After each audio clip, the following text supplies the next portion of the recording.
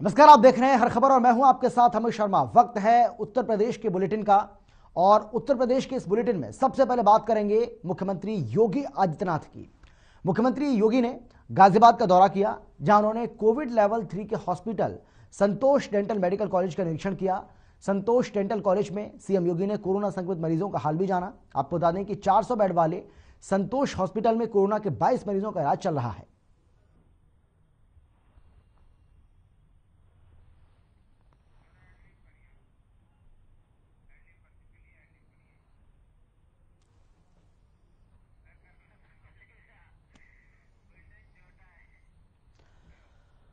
तो जिस तरीके से प्रदेश में लगातार कोरोना के मामलों में इजाफा हो रहा है, एक बड़ी चिंता का विषय बना हुआ है और यही वजह है कि मुख्यमंत्री योगी आदित्यनाथ लगातार अब अस्पतालों का निरीक्षण कर रहे हैं, अस्पतालों का दौरा कर रहे हैं और गाजियाबाद वो पहुंचे। गाजियाबाद के संतोष हॉस्पिटल में उन्होंने निरीक्षण किया और यहां पर कोरोना हालातों का जायजा लिया है। इसके साथ ही अस्पताल में मौजूद मरीजों से भी उन्होंने बातचीत की, उनका हाल भी जाना है। सीएम योगी का ये गाजियाबाद दौरा बेहद महत्वपूर्ण ये दौरा, वो भी ऐसे समय में जब लगातार कोरोना के मामलों में इजाफा देखने को मिल रहा है। कभी 10,000, कभी 11,000, कभी 12,000, कभी 15,000 मामले लगातार सामने आ रहे हैं। हालांकि राहत की बात यह है कि अब धीरे धीरे कुछ मामूली सी कमी ज़रूर मामलों में देखने को मिल रही है। एक बड़ी राहत की बात यह है, लेकिन इन सब के बीच मुख्यमंत्री योगी आदित्यनाथ किसी तरह की कोई कोताही नहीं बरतना चाहते हैं। यही वजह है कि गाजियाबाद के संतोष अस्पताल वो पहुँचे और यहाँ पर उन्होंने निरीक्षण लिया, अस्पताल का दौरा किया और इसके साथ ही वहां भर्ती मरीजों से बातचीत की, उनका हाल जाना।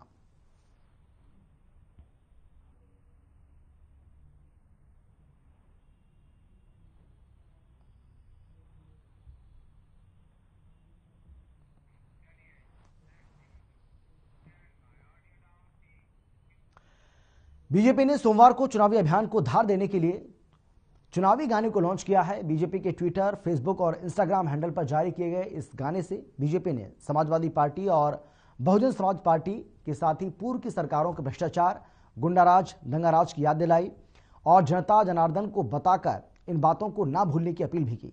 गाने में बीजेपी सरकार बनाने का अनुरोध भी किया गया है। बीजेपी की ओर से जारी किए गए गाने के बोल, कमल का ही बटन दबाना है, भूल नहीं जाना रे।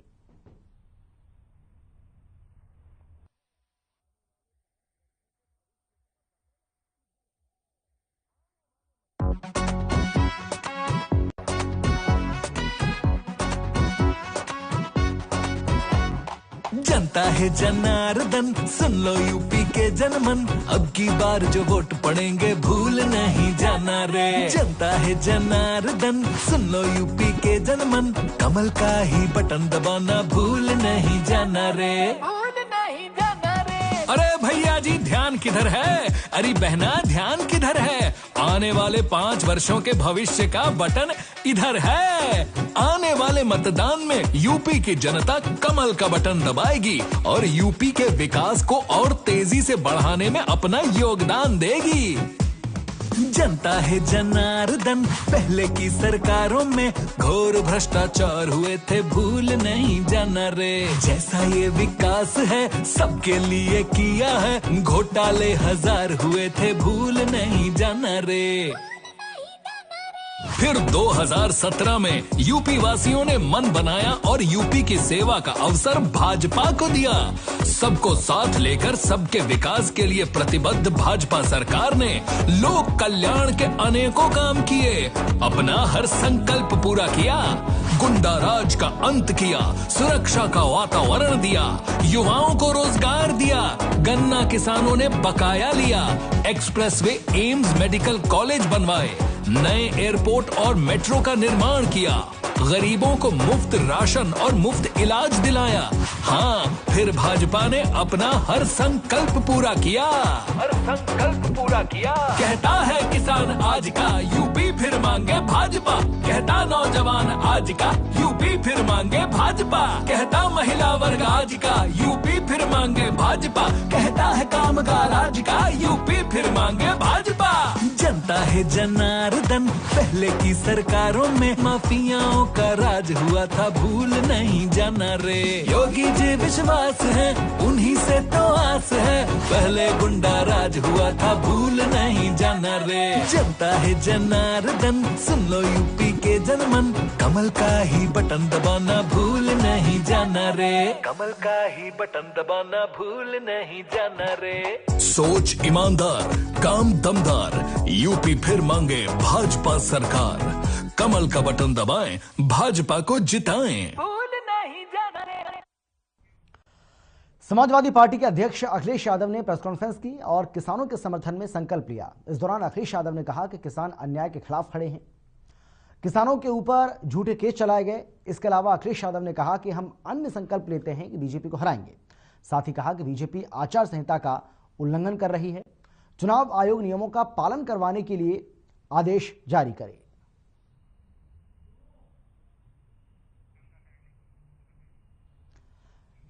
तो समाजवादी पार्टी के अध्यक्ष अखिलेश यादव की ओर से ये प्रेस कॉन्फ्रेंस की गई थी, जिसमें बाकायदा उन्होंने कहा है कि बीजेपी सरकार जो है वो मनमानी कर रही है और ऐसे में अब चुनाव आयोग को आचार संहिता का ध्यान रखते हुए इस पर अपील करनी चाहिए और बीजेपी आचार संहिता का उल्लंघन ना करे, इसका भी आदेश जारी करना चाहिए।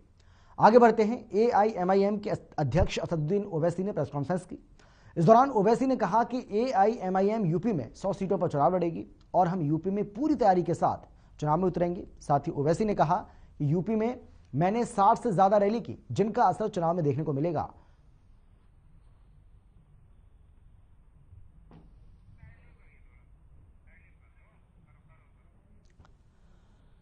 तो एआईएमआईएम के अध्यक्ष असदुद्दीन ओवैसी और उनकी पार्टी चुनावी मैदान में अब क्योंकि पहले ही उतरने का ऐलान कर चुकी है और ओवैसी ने आज प्रेस कॉन्फ्रेंस के जरिए इस बात की जानकारी दी कि 100 सीटों पर हम अपने उम्मीदवार खड़ा करने जा रहे हैं। हालांकि इस बात का ऐलान ओवैसी की ओर से पहले ही कर दिया गया था और ताबड़तोड़ हमने देखा किस तरीके से जब रैलियों पर पाबंदी नहीं थी यूपी में या चुनावी राज्यों में, तब किस तरीके से उन्होंने 60 से ज़्यादा रैलियाँ की हैं और उन क्षेत्रों में, उन विधानसभा क्षेत्रों में उन्होंने रैलियाँ ज़रूर की हैं जहाँ पर वो अपने उम्मीदवार खड़ा करना चाहते हैं। और ओवैसी को पूरा विश्वास है, ओवैसी को पूरा भरोसा है कि जहाँ जहाँ उन्होंने रैलियाँ की हैं उसका असर उनको ज़रूर देखने को मिलेगा और एआईएमआईएम भी इन चुनावों में अच्छी खासी संख्या में सीटें हासिल करेगी। हालांकि अब प्रदेश की जनता उनके ऊपर कितना भरोसा करेगी ये अपने आप में बहुत ज़्यादा अहम हो जाता है, क्योंकि बहुत सारे ऐसे मुस्लिम वर्ग के लोग हैं जिनका ये कहना है कि असदुद्दीन ओवैसी 2 से 3 महीने पहले प्रदेश के अंदर आते हैं, ताबड़तोड़ रैलियां करते हैं और उसके बाद वोट की अपील करते हैं। ऐसे में इतनी जल्दी उनके ऊपर भरोसा करना ये कहीं ना कहीं ठीक नहीं होगा। और इसके साथ ही उन्होंने ये भी कहा है कि अगर यूपी में वोट बंटता है तो इसका सीधा फायदा हो सकता है कि सत्तारूढ़ दल को मिले और इसीलिए बहुत सारे ऐसे लोग हैं जो समाजवादी पार्टी या फिर दूसरी पार्टियों का रुख करने की बात भी कर रहे हैं। लेकिन चुनावों में क्या कुछ होगा इसका इंतज़ार हमें ज़रूर करना होगा। 10 फरवरी को पहले चरण का मतदान होगा और उसके बाद चरणबद्ध तरीके से ये पूरा का पूरा चुनाव जो है वो संपन्न होगा। 10 मार्च को नतीजे हम सबके सामने होंगे। 10 मार्च को क्या होगा और किसके दावे में, किसके वादे में कितना दम है, ये उस वक्त बिल्कुल साफ हो जाएगा।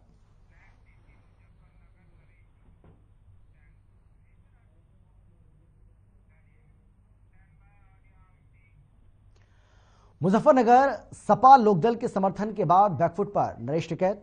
चुनावी दौर में टिकैत ने सभी को आशीर्वाद देते हुए कहा है कि ऐसी कोई बातचीत नहीं है, मेरा किसी भी पार्टी को कोई समर्थन नहीं है। हो सकता है कि हमारे मुंह से बातचीत के दौरान थोड़ी बहुत कोई बात निकल गई हो, लेकिन आपको बता दें कि नरेश जनता पर निर्भर है। सभी शांति के साथ चुनाव लड़ें, ये ठीक बात है। चुनावी दौर में हम सबको एक नज़र में देखेंगे, भाजपा बसपा वाले भी आएंगे, उन्हें निकाला नहीं जाएगा।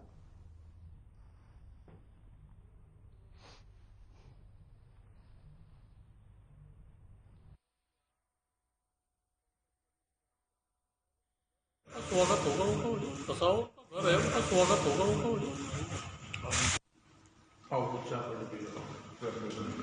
तो भी राज्यपाल वालियान जी आए थे और कोई गया नहीं, राज्यपाल वालियान गया, चंदन चौहान गया अशरफ भी आया, पंकज मलिक भी आया। तसाउर का घर है, उनका स्वागत।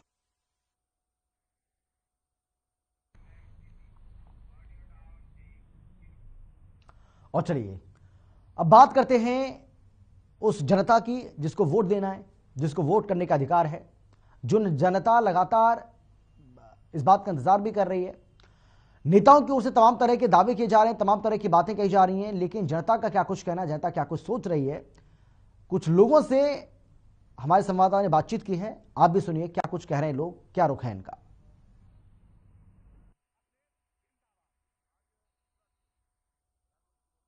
और क्या आना चाहिए? महंगाई बढ़ गई, युवा परेशान है, बेरोजगारी बढ़ गई, इससे बढ़कर क्या होगा? परिवर्तन होगा, परिवर्तन हो रहा। समाजवादी सरकार आ गई है। ये कृषि प्रधान देश है और कृषि प्रधान देश में अगर किसानों के ऊपर गालियां चढ़ाई जाएंगी, लाठी चढ़ाई जाएंगी तो किसान कभी बर्दाश्त नहीं करेगा। इंकलाब अखिलेश जिंदाबाद। आज पूरा देश प्रधानमंत्री मोदी जी के साथ और योगी जी के साथ पूर्ण विश्वास के साथ कदम से कदम मिला रहा है। और कोविड महामारी के अंदर या दूसरी किसी भी क्षेत्र के अंदर आप देखेंगे भारतीय जनता पार्टी ने मील का पत्थर रखा है, जिसे दूसरी पार्टी छू भी नहीं सकती है। राम राज आ जाएगा। राम राज आया नहीं, ये रावण के राज के पछिन्नों पे चले। महिलाएं जलाई गई, किसानों की हत्या हुई, किसानों को बर्बाद कर दिए, किसान की जमीन लेने की योजना बना के आ गए और गाय को तड़पा तड़पा मार रहे हैं। गंगा में मानव का शव सड़ा। तो निश्चित तौर से पूरा जनमानस जो बेरोजगार आज नौजवान आया अपना नौकरी मांगने के लिए।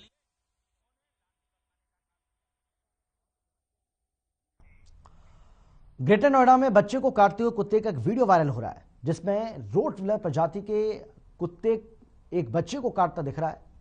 वीडियो में साफ तौर पर देखा जा सकता है कि बीच बचाव के बावजूद भी कुत्ते ने बच्चे को नहीं छोड़ा। बादलपुर थाना क्षेत्र का यह मामला बताया जा रहा है। फिलहाल पुलिस ने वीडियो के आधार पर कार्रवाई शुरू कर दी है।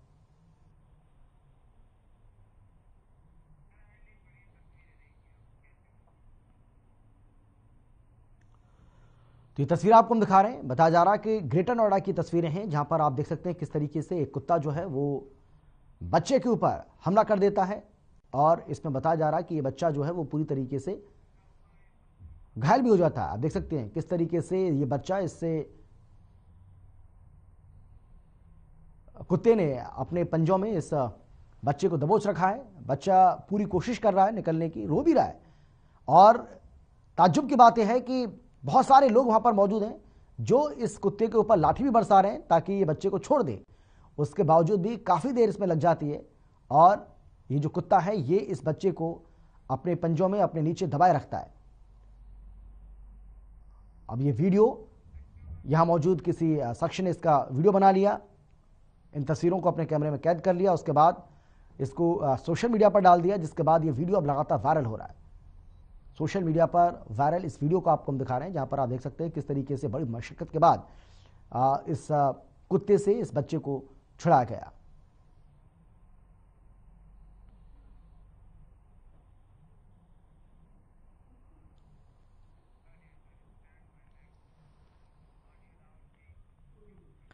मैनपुरी में पुलिस के हाथ तस्करी करके लाई जा रही शराब का जखीरा बरामद हुआ है। पुलिस ने एक आरोपी को हिरासत में लिया है, शराब की तस्करी कर रहा था। पुलिस अधीक्षक अशोक कुमार राय ने यह जानकारी मीडिया से साझा की है। पुलिस को उस वक्त एक बड़ी कामयाबी लगी जब हरियाणा से अंग्रेजी शराब तस्करी के लिए मैनपुरी लाई जा रही थी। तभी मुखबिर की सूचना पर पुलिस ने यह कार्रवाई की है और एक बड़े टैंकर से भारी मात्रा में शराब बरामद की।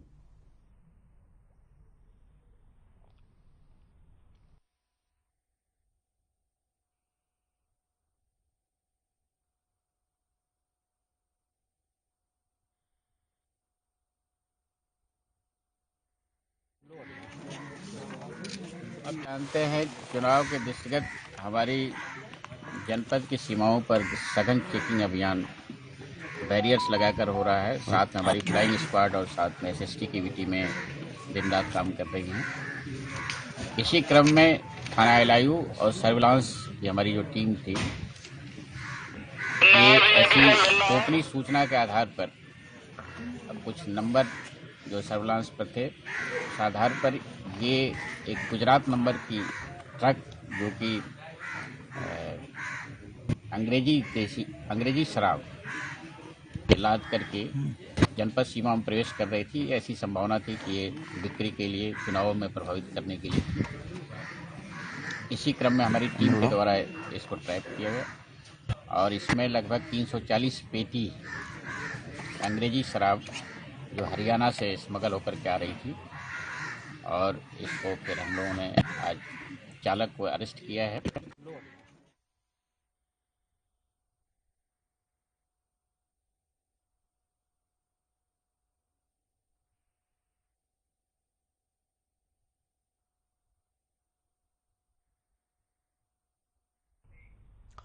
एक ब्रेक के लिए हम रुक रहे हैं, फौरन लौट रहे हैं।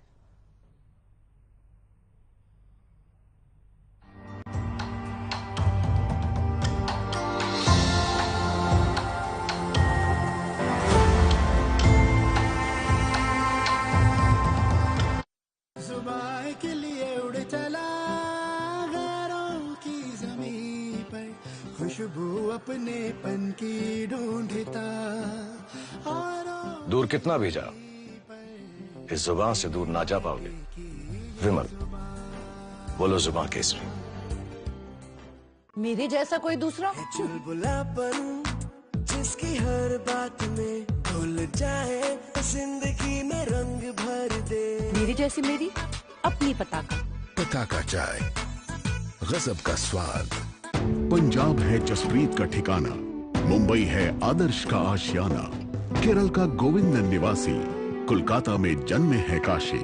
हर हिंदुस्तानी की शान, ARB बियरिंग्स जोड़े सारा Hindustan.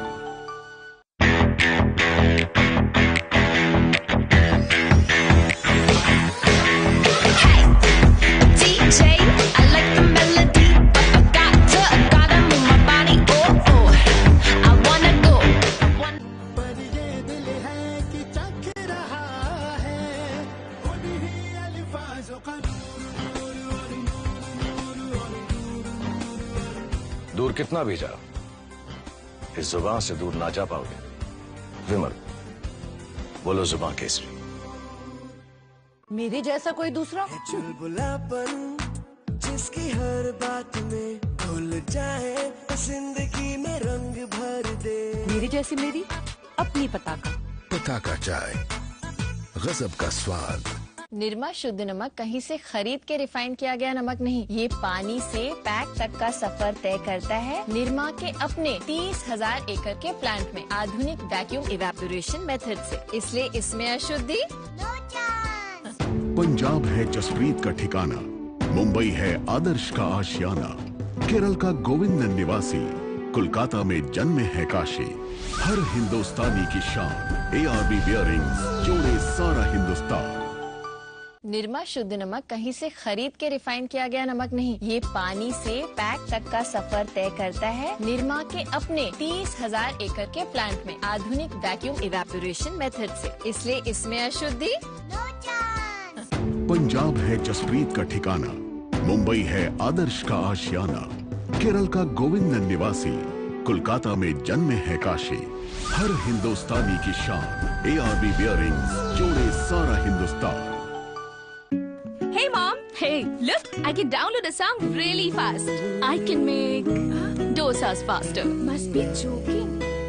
Bus, 3 easy steps. Mix with water, spread batter, fry. गाना डाउनलोड हुआ? नहीं, पर तब तक मैं इडली बनाती हूँ। हमने बनाया किड्स।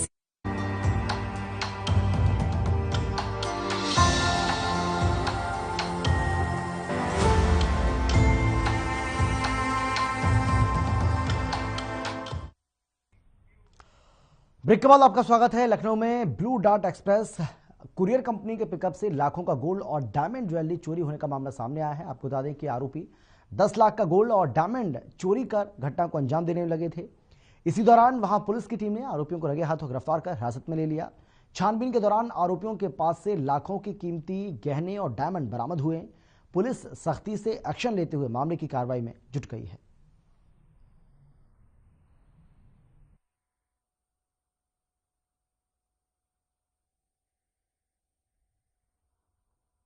एग्जैक्ट डेट पता चल जाएगी कितने दिन। कुरियर भेजा जाता है, उसमें से पैकेज गायब है, चोरी कर लिया गया है और उनके द्वारा ये भी बताया गया ये हाई वैल्यू पैकेज था।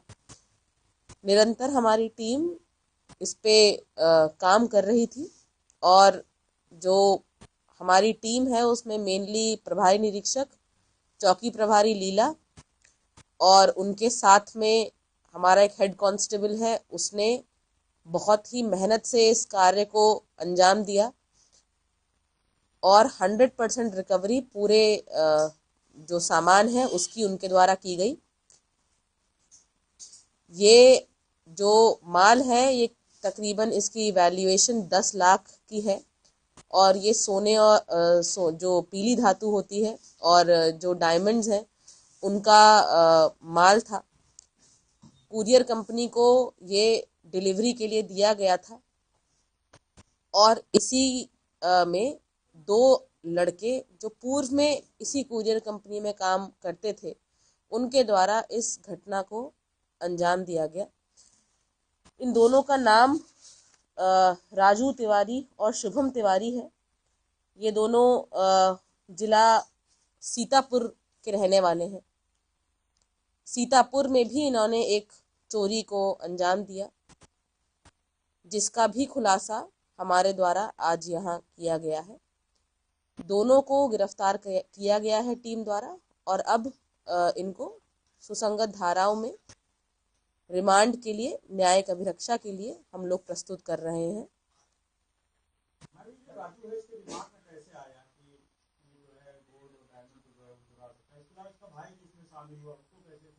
देखिए, पूर्व में ये लोग क्योंकि इसी कंपनी में कार्य कर रहे थे तो इनको जो कंपनी की वर्किंग थी पूरी वो अच्छी तरीके से पता थी। कैसे हम लोग कैसे इस कंपनी में माल का मूवमेंट होता था, कहाँ डिलीवरी जाती थी, ये सब भी इनको जानकारी थी। अन्य चीज़ें भी हैं जिन्होंने पूछताछ में बताई हैं जो कि विवेचना का पार्ट है, वो यहाँ डिस्क्लोज करना ठीक नहीं होगा। तो उन्होंने इस बारे में बताया और यहीं से इनके दिमाग में आया कि ये कार्य किया जा सकता है। अगर हम यहाँ से पैकेज को चोरी कर लेंगे तो हम कोई हाई वैल्यू प्रोडक्ट अपने पास पा लेंगे और उसको बेचकर हम लोग धन कमा सकते हैं। इसी के उद्देश्य से इन दोनों ने ये प्लान बनाया था। ब्रदर्स हैं।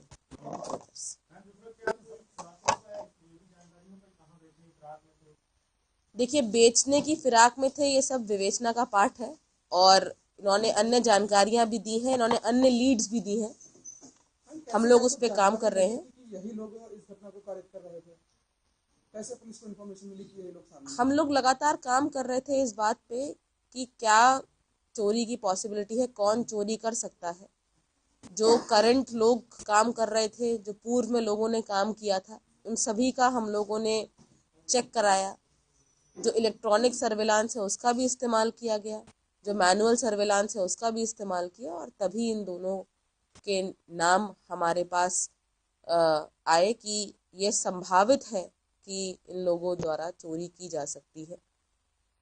और जब हम लोगों ने इस पे लीड्स डेवलप करी तो हमको इसमें सफलता प्राप्त हुई।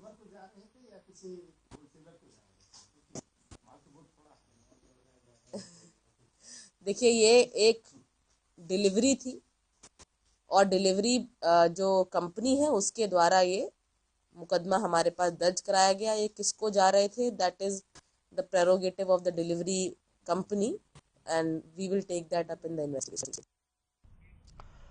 बिजनौर में फंड संचालक फैजी रातों रात 1000 से ज्यादा खाता धारकों की करीब 50 करोड़ की जमा पूंजी और जेवरात लेकर फरार हो गया।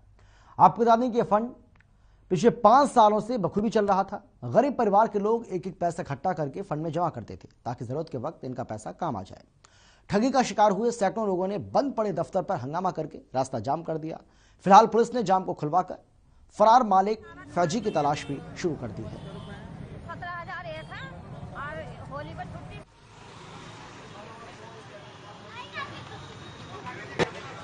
बिजनौर जनपद के नगीना कस्बे में अल फैजान निधि म्यूचुअल बेनिफिट फंड 2017 से कार्यशील था।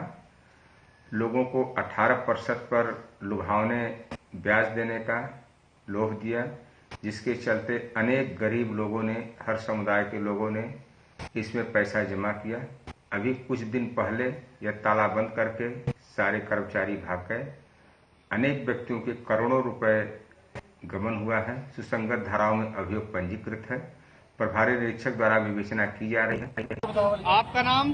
गीता। आप कहाँ से हैं? मोहल्ला लाल सराय पानी की टंकी जी, आप यहाँ पे क्यों आई हैं इस भीड़ में? पैसे लेना ही मैं अपने कौन सा बैतुलमान में खाता था आपका? था। क्या नाम है बैतुलमान का? मैं तो योगी ना है। अलफैजा। आपके कितने रुपए पड़े हैं इसमें? मेरे इसमें 4.5 लाख रुपए। कब से जमा कर रही थी आप? तो 2-3 साल हो गए। मैं तो 2 FD तो 2-2 साल वाली। आप यहाँ कुछ जमा करने आती थी या घर कोई आता था? ललित आता था।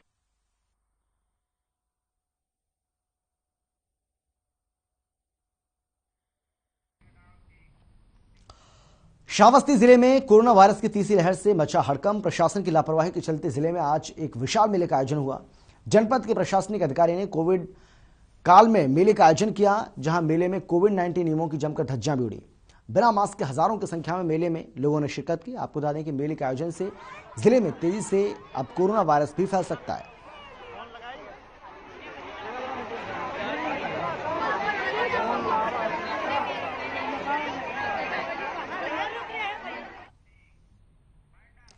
और इसी के साथ इस बुलेटिन में फिलहाल इतना ही। छोटे से ब्रेक के बाद फौरन लौट रहे हैं। आप देखते रहिए हर खबर।